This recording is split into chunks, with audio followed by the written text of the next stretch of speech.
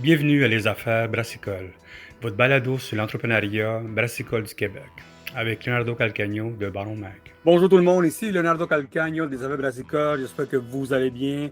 En plus, écoute, même s'il pleut, sortez, allez boire de la bière, rencontrer du monde. Je sais que le monde a peur de la pluie, mais on n'est pas fait en chocolat. Puis on a besoin de sortir puis aller rencontrer les brasseurs, les cidres, le vigneron. Tout ce monde-là, ils travaillent très fort pour vous donner le meilleur du Québec. Merci encore à tout le monde de vous abonner à à Baron Pro.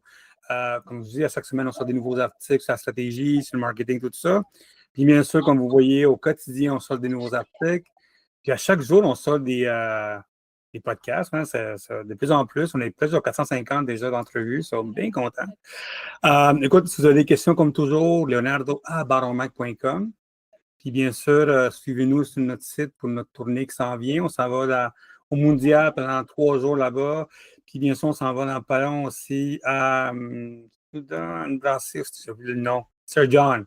Une soirée Sir John là-bas en même temps, un podcast live. Ça, merci beaucoup à tout le monde. Aujourd'hui, on va discuter avec la gang qui ont vient de sortir un nouveau projet. Vous connaissez un petit peu la gang de Pink Boots, Yakima. Pink Boots de Yakima, à chaque année, Yakima, depuis 8 ans, qu'est-ce qu'ils font, eux autres? Ils créent un blend spécial. Puis ce blend spécial, ils ramassent de l'argent pour que les femmes aillent, qu'on s'appelle ça, être éduquées dans l'alcool. Ça veut dire que c'est des bourses qui donnent ça de l'argent, qui vont à des brasseurs qui gagnent chaque année, puis peuvent gagner une bourse pour aller étudier où ce qu'ils veulent, ou c'est pas une partie de la job où ils vont aller travailler. Puis la fois qu'ils ramassent 1 dollar pour chaque livre vendu. Puis écoute, j'ai parlé avec du monde en Ontario, puis ça fait longtemps que cette brassage collaboratif de Pink Boot fonctionne très bien. Il y a beaucoup de monde qui en passe. Vous allez en ligne. Donc, vous allez dans Yakima, Pink Boot Society, vous allez avoir plein d'informations là-dessus. Puis Pink Boot, bien sûr, est à travers le monde. Pour l'instant, Canada, Grande-Bretagne, Nouvelle-Zélande, et tout ça. Puis même un peu aux États-Unis, beaucoup, bien sûr. Puis au Canada, ça fait je pense, 2, 3 ans que ça grossit tranquillement. Cette année, à cause de plein d'histoires weird qui est arrivées, à cause des tarifs, à cause des problèmes de gouvernemental, tout ça, Pink Boot n'a pas été au Canada cette fois-ci.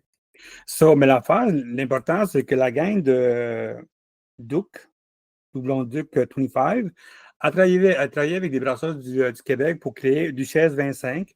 C'est comme une espèce de slash Pink Boot pour aider à aller de ça. Écoute, j'ai eu un courriel la semaine passée de Mr. Phil. Puis il voulait m'expliquer un peu là-dessus, qu'est-ce qui se passe, comment ça a été fonctionné là-dessus. Puis je parle aujourd'hui avec Dané Gagnon.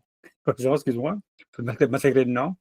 Puis il va parler un peu d'où ça vient l'idée de tout ça, d'avoir une Duchesse 25, comment ça a été là-dessus.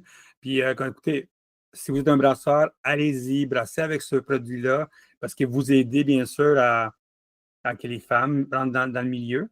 Puis bien sûr, on va nous expliquer un petit peu ce qui est arrivé il n'y a pas longtemps au Centre-Taverne, où il y avait 14 brasseuses du Québec qui se sont rencontrées pour finaliser le mélange. Comment ça va, toi? Ça va bien, merci Léo de m'accueillir. Ben, écoute, bien content. Mais je suis bien content d'avoir partagé une bière avec toi aussi, Landry. C'est même si t'es vite vite, puis plus vieux. Mhm. Ben Comment, oui, comment ça a été ta journée là-bas? c'est super. Ben, je suis pas restée beaucoup plus longtemps, mais j'ai rencontré Mathieu, un des autres propriétaires, Mathieu Villandry, que je n'avais pas encore rencontré. Super sympathique. Fait que je pense qu'ils ont des beaux projets. Il y a une belle terrasse. Vous allez faire votre tour si vous êtes en esprit. Taproom et pub. Moi, je fais de la pub pour eux, là, mais c'est vraiment une belle place. Vous allez voir ça. Ils sont bien sympathiques. Bien sympathique aussi, on l'aime bien, puis on connaît plein de monde dans ce coin-là. Écoute, j'ai expliqué un petit peu c'est quoi le Pink Boot Society, blablabla, comme ces affaires. Je sais que j'ai eu un courrier de la gang de Phil de Duke 25 qui m'a parlé du projet. Puis j'aimerais que tu m'en parles mieux que moi, bien sûr, de ce projet-là. Je l'ai parlé un petit peu là-dessus. Mais tu peux nous parler un petit Ouais. peu, c'est quoi Pink Boots et comment c'est arrivé pour le Duchess 25 puis tout ça? Ben, Pink Boot, c'est ça. Ben, tu l'as quand même assez bien décrit. C'est un OBNL international qui vient redonner des. En fait, il accumule des fonds pour payer des bourses et payer des formations à des femmes ou des personnes non binaires qui voudraient suivre une formation en lien avec le domaine alcoolique, donc la fermentation. Puis, une des façons de se financer, c'est de créer un mélange de houblon à chaque année où ils remettent de l'argent avec ça, puis que les brasseries peuvent acheter partout à travers le monde. Puis là, le problème cette année qu'on a au Canada, c'est que, un, les 4 houblons du mélange de cette année, il contenait Mhm. un pesticide qui est nouvellement interdit au Canada. Donc là, nous, on trouvait ça bien dommage avec plusieurs brasseuses du Québec. Je ne pourrais pas dire Canada quand je vais pas parler, parce qu'on s'est rendu compte que on n'aurait pas accès à ce mélange-là. Fait que, qui est normalement le houblon qu'on utilise pour faire une collabo entre femmes depuis quelques années. Par exemple, à la même prix, moi, ça fait 2 ans que j'invite plus de 5 micros qui contiennent des femmes en production à venir brasser. C'est un moment d'échange pour promouvoir les femmes dans le monde de la bière.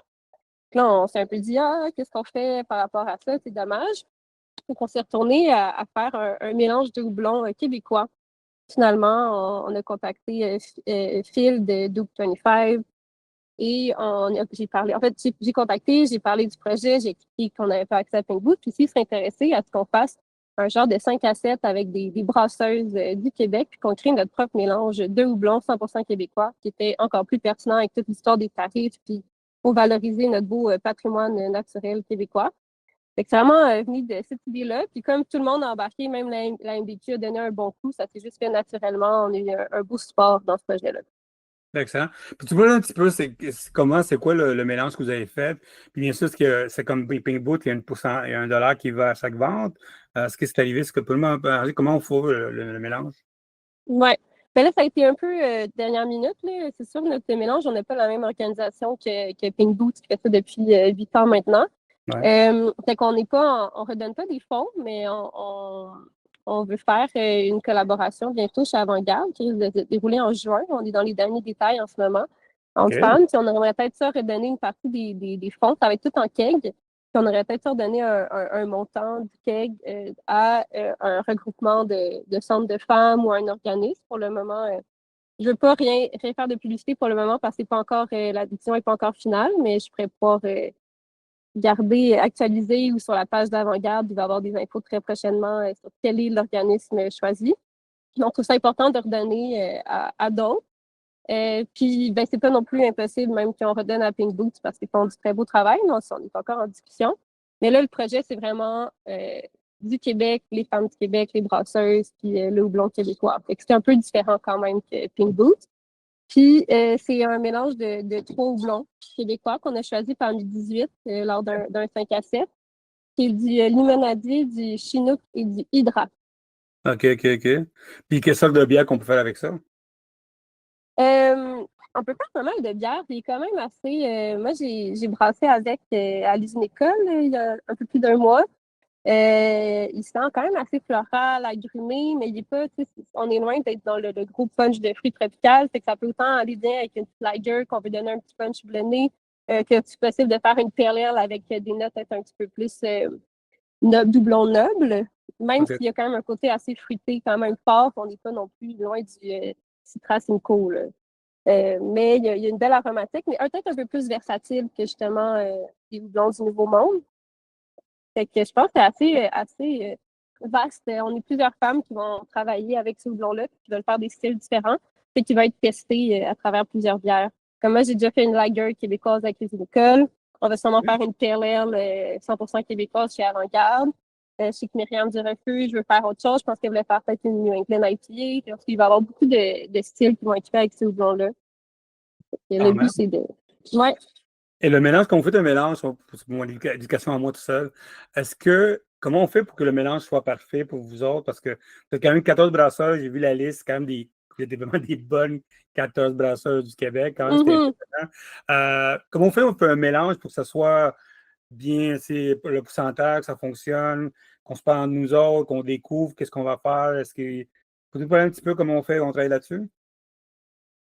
Ben, c'était un essai, là. C'était une première fois en tout cas, que moi et Catherine de l'Indétu, on organisait ce genre d'événement-là. On l'a fait c'était très casual, désolé mon anglicisme, comme événement. On a vraiment, tu sais, on prenait une bière, on était autour de la table, puis il nous passait des houblons, il avait amené des échantillons, des 18 houblons. On les sentait, puis c'était un peu à chacune de nous de prendre des notes personnelles ou à l'écrit. Ah, lui, je l'aime bien. Puis là, des fois, on se souvenait qu'on avait mis, mettons, les notes florales de un. Fait que puis là, il y en avait un qui avait peut-être des notes agrumes. Puis on s'est dit, ah, ça me semble que ça irait vraiment bien ensemble. Fait qu'on a essayé de les sentir les deux. Ça s'est fait un peu comme ça. Puis à la fin, on a tous partagé nos blonds préférés. On a vu qu'on en avait plusieurs de similaires. Et fait que naturellement, on a comme procédé à un vote mais c'était très sur une base de l'échange, de la discussion. C'était pas du tout autoritaire. Là. C'était très moi j'ai bien aimé, pourquoi. Puis à la fin, on était très serrés. Là. Ça a été presque 50-50% sur deux mélanges de houblon, puis on a fini par trancher. OK. Mais fait que on faisait juste prendre un petit peu de houblon. C'est sûr que c'était pas une science exacte là, à refaire. On pourrait peut-être être plus précis, là, mais on en mettait environ la même quantité des 3-4 mélanges qu'on voulait. On mettait ça dans un petit pot, on le sentait, puis là, on comparait avec plusieurs variations de ces mélanges-là. Fait que, mettons, le limonadier, tout le monde l'aimait, fait que le limonadier est pas mal revenu dans tous nos essais. Puis... C'est quoi le deuxième qu'il y avait? C'est lui, à part le Duchesse 25. Est-ce qu'il y avait l'autre mélange qui était proche? C'était quoi le mélange qui était proche? C'est ça, je pourrais que je retrouve la feuille de notes. Je suis désolée, j'en fais plus par cœur, là, de famille 18, mais je pourrais tout te repartager ça après. Avec les détails, il y en avait un qui était de 4, puis on en rajoutait. OK. Je pense que c'était le Emerald Spire aussi, il était dans le mélange de 4, qu'on peut rajouter, mais là, ça devenait un peu intense. Puis je sais plus l'autre, c'était quoi par contre, le troisième.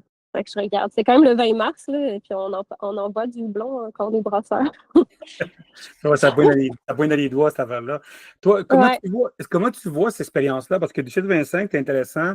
Je pense que le monde connaît du Pink Book, tout ça, mais tu sais, je sais qu'il y a la gang d'Overhop dans le temps, vous voulez pousser beaucoup quand il y a une section québécoise ici. Je me rappelle, je parlais avec eux autres dans le temps. Puis est-ce que tu penses que dans pas long, on va pouvoir mettre en place? Puis ça, parce que le Pink Boot en Ontario fonctionne bien, je sais qu'au Canada fonctionne. Est-ce que quelque chose de québécois, à cause du monde qui parle français, tout ça, est-ce que tu penses à quelque chose qu'on devrait pousser plus? Tu penses, il y a un appétit, je sais qu'à chaque brasseur avec qui je parle, ils étaient jaloux de ne pas être dans l'événement des brasseuses à Overhop. Parce que je me rappelle, j'avais été à cet événement-là, puis la bière était impressionnante, tout ça.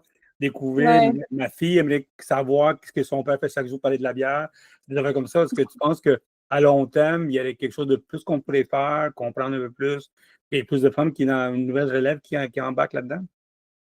Ben oui, je pense que c'est infini tout ce qu'on peut faire. Là. Je veux dire, c'est tellement un milieu en effervescence, là, pour pas prendre un mauvais jeu de mots, le monde de la bière. Il y a eu beaucoup de changements, ça s'est tellement développé. Puis c'est sûr que c'est un milieu qui est comme pour le moment quand même assez masculin, là, on se mentira pas. Mais il y a quand même une augmentation du nombre des femmes à chaque année, même si ça reste minoritaire, ça augmente.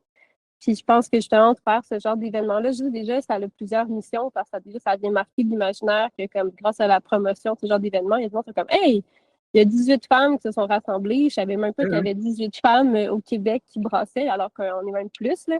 Fait que juste ça, c'est bon. Puis pour nous aussi, après, dans le milieu, c'est bon de se rassembler entre nous, se connaître.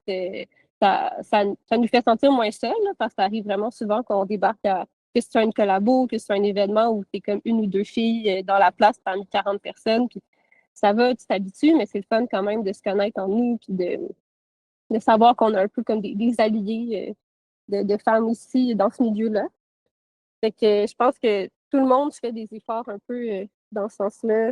Puis c'est parfait de mélanger des causes comme justement et tout ce qui est les ingrédients québécois et les femmes, ben c'est sûr que c'est un beau mélange parce que ça valorise deux belles causes qui sont le féminisme et la valorisation de nos matières premières. Toi, si vous allez lancer des bières, comme tu dis, tu vas m'envoyer un courriel pour savoir que les bières qui sortent d'avant-garde, tout ça. C'est quoi la prochaine étape? Est-ce que ça vous tente de le faire l'année prochaine encore? Est-ce que c'est sûr que Doug, je le connais, Phil, c'est partant à 100% vers ça. Mais est-ce que tu vois d'autres mondes qui s'est intéressé? J'ai vu les photos, c'est de la bonne promotion, tout ça. Est-ce qu'on va pouvoir peut-être un jour avoir un autre journée de brasseuses, un peu comme il a fait de la gang d'Overhop dans le temps? Je rappelle, ils ont fait une fois, je pense. Puis ça avait été vraiment parfait. Je rappelle que le monde capoté. Est-ce qu'à long terme, tu penses qu'on pourrait avoir, disons, au congrès de l'MBQ, avoir une soirée de vous autres qui nous servent toutes ces bières-là, qui nous offrent ces affaires-là? Qu'est-ce que tu en penses? Oui, ben c'est déjà un peu dans les discussions. Je veux dire, la MBQ sont quand même assez impliqués dans cette cause-là. Je parle quand même régulièrement avec Catherine Martel, justement, ou même des fois, Marie-Ève Mirand, c'est déjà arrivé.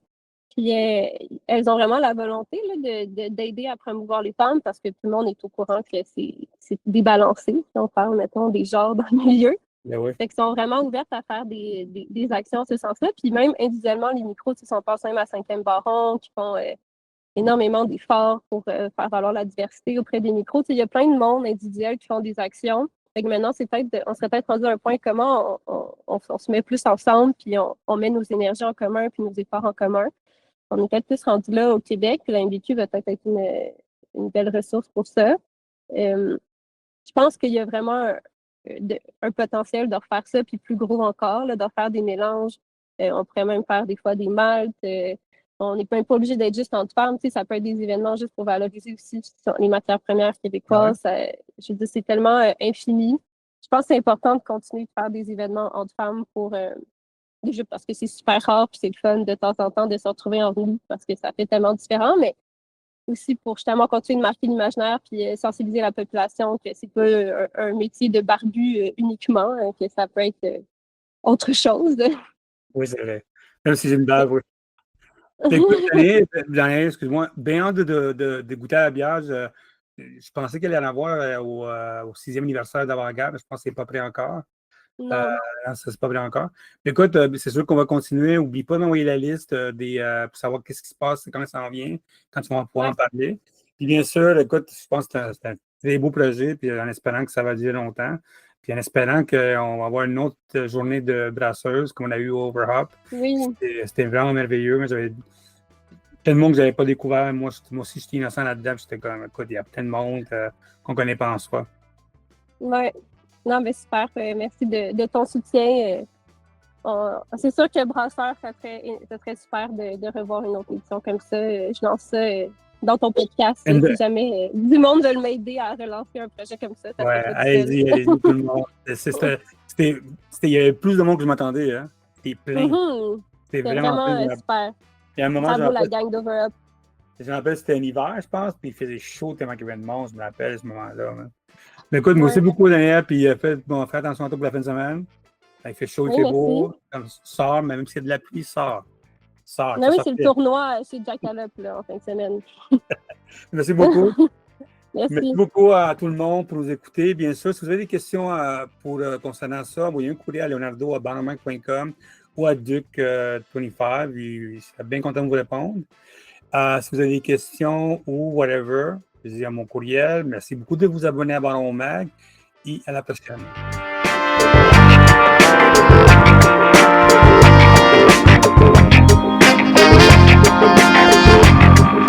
Thank you.